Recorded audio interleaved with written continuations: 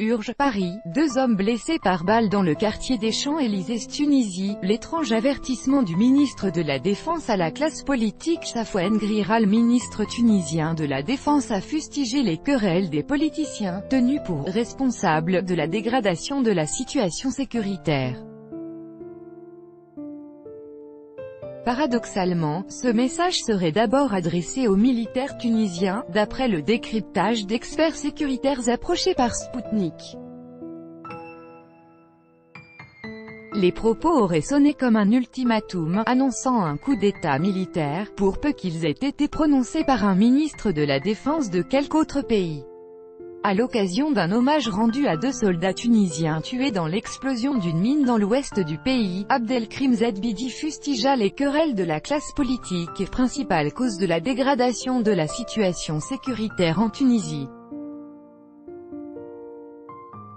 Il tiendra la déliquescence politique pour responsable de celle sécuritaire, et même de la mort de ces 2 soldats, ce que je disais depuis 7 ans aux responsables politiques, j'ai envie de le dire, aujourd'hui, aux Tunisiens.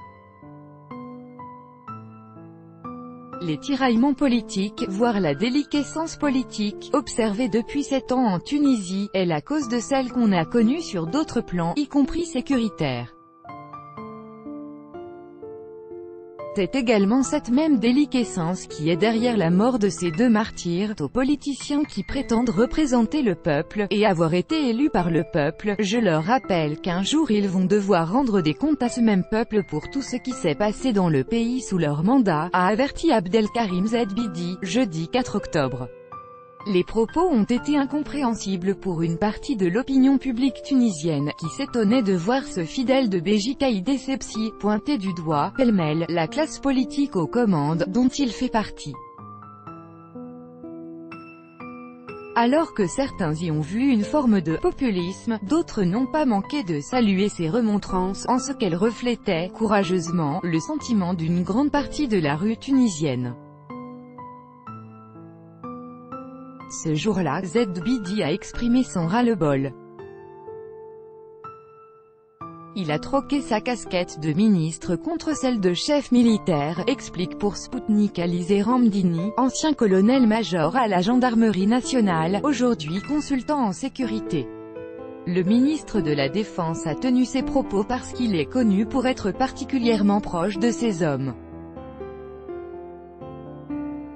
Au fond, qu'est-ce qu'un militaire, un policier, si ce n'est un citoyen qui vit dans ce pays en étant sensible à ses joies et ses peines, au même titre que d'autres Tunisiens? Comme toute guerre, celle contre le terrorisme suppose un certain état d'esprit pour pouvoir affronter l'ennemi. Or, si l'ambiance générale dans le pays est dégradée, par la faute des politiciens justement, il est normal que cela se répercute, aussi, sur la psychologie de nos troupes au front, analyse Ramdini. Un fonctionnaire international tunisien, spécialiste des questions sécuritaires, abonde dans le même sens. Bien qu'elles soient dirigées contre la classe politique, les déclarations de Zedbidi sont en réalité destinées aux militaires tunisiens, pour contenir leur exaspération, eux qui paient le plus lourd tribut de la guerre contre le terrorisme. Depuis 2011, des dizaines de militaires ont trouvé la mort dans des attaques terroristes. Par ailleurs, la rentrée politique ratée, avec des déclarations mettant en cause le ministère de l'Intérieur et celui de la Défense, nourrit une crainte d'instrumentalisation politique qui mettra à mal le rendement de l'armée, a poursuivi la source de Sputnik. Mardi 2 octobre, le comité de défense des martyrs Chokri Belaïd et Mohamed Brahmi, proche du Front populaire, gauche opposition, présentait des preuves de l'implication du parti islamiste Ennahda, dans l'assassinat, en 2013, de ces 2 figures de la gauche tunisienne.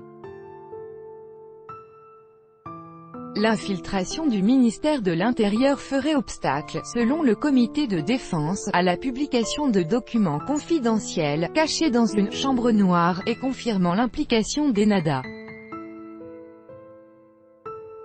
Le ministère de la Défense n'est pas en reste, avec des casernes faisant le lit de recrutement d'extrémistes, a accusé le porte-parole du Front populaire. Des propos rejetés en bloc, aussi bien par le parti Ennahda, sur son éventuelle implication, que par les ministères concernés, au sujet des autres volets. Sans préjudice de la véracité de ces allégations, ou de leur caractère farfelu, Ali Zerandini estime que les institutions sécuritaires en Tunisie sont convoitées par toutes sortes de forces politiques. Depuis la Révolution, il y a eu un véritable acharnement contre le ministère de l'Intérieur par toutes sortes de forces politiques désireuses de mettre la main dessus, de placer leurs hommes, d'orienter ces décisions, parce que c'est là que résident, à leur avis, le véritable centre du pouvoir mais aussi les secrets de l'État qui pourraient être instrumentalisés à des fins politiciennes. Cela dit, et comparativement au ministère de l'Intérieur, l'institution militaire demeure relativement neutre politiquement, et à l'abri de ces manœuvres, a expliqué Zerandini. Si le ministère de la Défense reste plutôt épargné par les tiraillements politiques, la raison tient, en grande partie, au poids d'une tradition instituée par le président Habib Bourguiba, qui aimait à asséner les militaires dans les casernes. Ce qui ne l'empêchera pas, au crépuscule de sa vie, de nommer un général, Zine El Abidine Ben Ali, au poste de Premier ministre. Un choix qui sonna le glas de son long règne, un certain 7 novembre 1987.